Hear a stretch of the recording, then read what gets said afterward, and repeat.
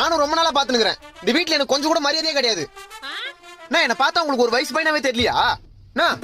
3 வருஷமா வீட்டுல இருக்க, ஒரு 30 அரியர் இருக்கு, ஜஸ்ட் அவ்வளவுதான். அதுக்குன்னு இந்த வீட்டுல எனக்கு மரியாதை எல்லாம் போயிடுமா? ஒவ்வொரு வீட்டுல நாய் கூட தான் வளர்க்குறாங்க. அது நான் வேலைக்கு போதே அதுக்கு தேவையானதை போட்டு என்ன சொகுசா பாத்துக்கிறாங்க தெரியுமா? டேய், அப்போ உன்னை நீயே நாயின்னு சொல்லிக்கிறியா? நீங்க எனக்கு நாயா இருக்கும் போது நான் உனக்கு தாயா இருக்க கூடாதா? எது? சரி, நீ எனக்கு தாயா இருக்கும் போது நான் உனக்கு நாயா இருக்க கூடாதா?